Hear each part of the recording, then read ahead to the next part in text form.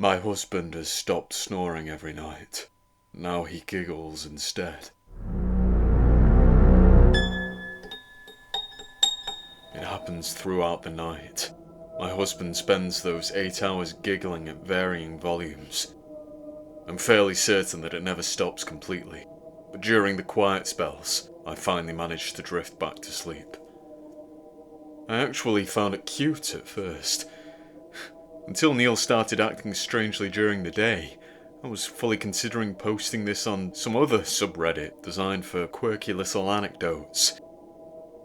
The changes were tiny at first. He ate cereal without milk and wore his work tie near backwards. Yes, backwards.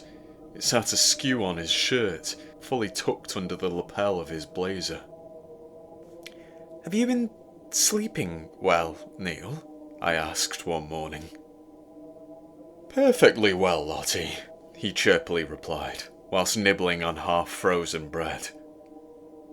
I winced at his odd, in fact quite inhuman, behaviour. "Sweetie, did you even put that slice in the..." Never mind. Look, I'm worried about you. You've been acting differently over the past few weeks. Right, he simply said. I've stopped snoring, haven't I? That was what you wanted. I frowned. Well, yes, but now the giggling in your sleep is...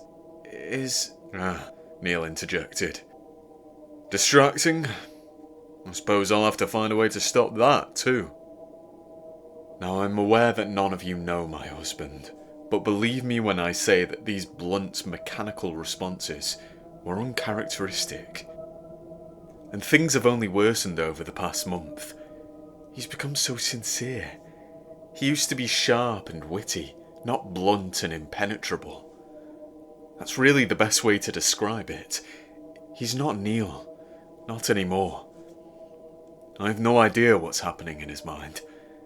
Now, he only displays an ounce of humour, of humanity, at night.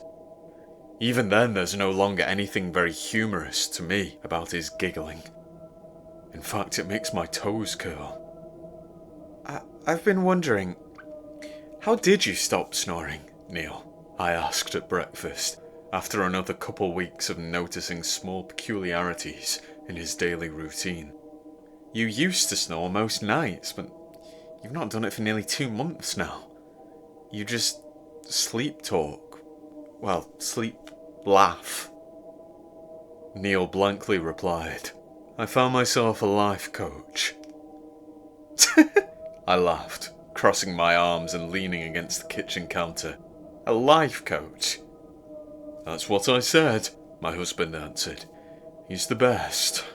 Tough love is his approach. He chewed me up and spat out something better. He's going to make all of us better. Us? I repeated. Right. Well, I didn't realise you'd joined a, what? Self-improvement group? I wish you'd told me, Neil, but, well, that's great news. I'm still a little confused. A life coach trained you to stop snoring and start laughing in your sleep instead.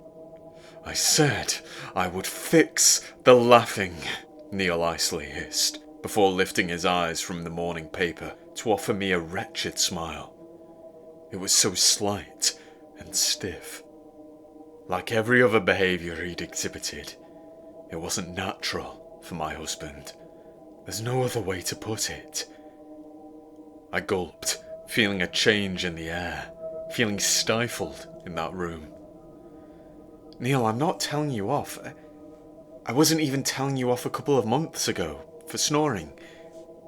You know that, right?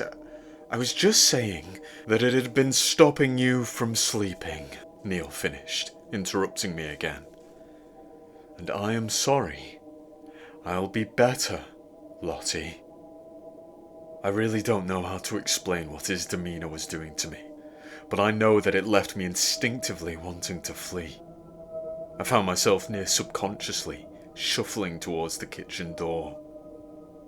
Listen, it wasn't just about what I wanted, I half-convincingly promised as I continued to back away. I mean, yes, okay, the snoring did keep waking me up, but I always managed to get back to sleep. That wasn't the big issue. I mainly wanted you to see a doctor. Remember? I was worried that it might be sleep apnea. Weren't you worried too? Oh, I don't know. I don't worry about much anymore, Lottie, my husband whispered. Then he rolled his eyes back down to the morning paper, without so much as moving a muscle in his face. I nodded slowly, then asked the question that, in an ordinary sleep-talking situation, might have seemed silly. There was, however, nothing ordinary about any of this. Why do you keep giggling in your sleep, Neil? My husband's smile didn't widen, but it also didn't shrink. It remained at that fixed, robotic level, as if this man, the funniest and warmest man I've ever known, had become an empty vessel. Something donning a human mask for my sake. Something that had, most horribly, never smiled before. And he just kept staring. Didn't answer my question, just stared and smiled in that same unnerving manner. I've got to go to work, I meekly choked, before finally rushing out of the room. I arrived home around 9ish, having stayed at the office past dinner time, as I was too unsettled by my husband's behaviour to want to return to our household. Too unsettled to want to spend the evening with him. When I eventually came home, every light in the house was off. Neil? I called as I took off my shoes in the hallway. I searched downstairs. No lights, no husband. So I went upstairs and checked our room. And there, lying in bed at 9 o'clock in the evening, was Neil, the night owl. A man who used to slide next to me at 2 in the morning. But I didn't think much of that. It was hardly the most disquieting aspect of his behaviour from the past 2 months. No, it was the sound which drew me into the bedroom on knocking knees. He was giggling again. One of his whisper giggles. During these periods of quieter laughing, I usually managed to tune him out and drift back to sleep. However, it felt different to be standing at the end of the bed and watching him. My husband. My new husband. The sleep giggler. It sounds so silly, I know. But it wasn't silly at all. And even if it had been, that wouldn't have stopped it from being terrifying too. Besides, when I tell you what happened next, you'll stop laughing. Just like he did. I held my breath as the room fell into silence. Weighty silence that crept across my flesh, even more bitingly than Neil's haunting giggles, believe it or not. The quiet was worse. I actually longed for him to make a sound, though I hadn't longed for him to say what he said. I see you too. And then an excruciating exhale escaped from my lips, draining my lungs and tightening my skin to my shivering body. Neil was sitting, straight-backed, against the headrest of the bed, and eyeing me from the blackness. I don't know when he stopped lying down.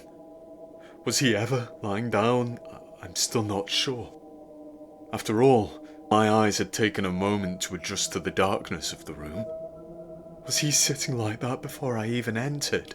I wondered. Was he giggling at me the whole time? And then it came again. Another timid laugh from the man I used to love. Only this time, for the first time since all of it began, I wasn't half asleep. I was wide awake, and my eyes were wide open.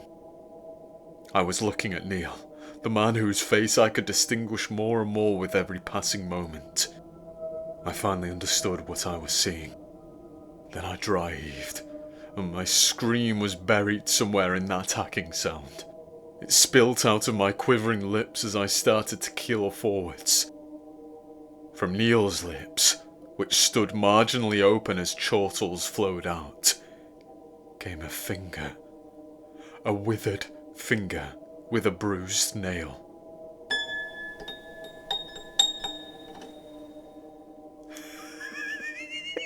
A finger that, with another one of his hearty chuckles, Neil managed to swallow back down.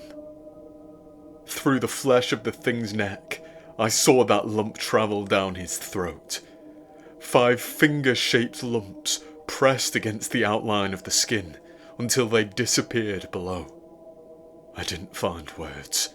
Didn't even find the physical power to turn and flee until... Do you want to be better too? The thing in front of me croaked as it slowly crawled on hands and knees across the bed. Following a brief pause at the end of the duvet, Neil flung his body like a limp instrument, flung it off the mattress and towards me. With a scream, I finally retreated, across the landing, down the stairs, and out of the front door. In my panicked flight mode, I didn't grab my car keys. I don't know whether or not I had time. I just ran and ran and ran until the wind had well and truly left my lungs. An elderly couple found me sobbing and shaking near a bus stop, and they immediately called the police. Now I'm sitting in a police station. Not a lot the law can do, they say.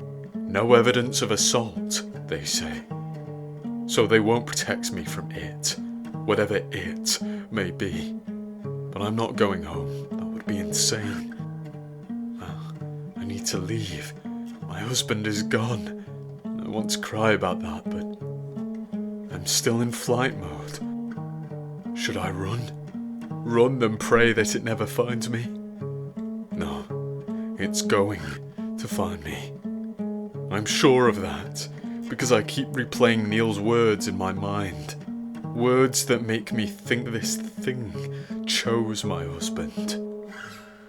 He's going to make all of us better.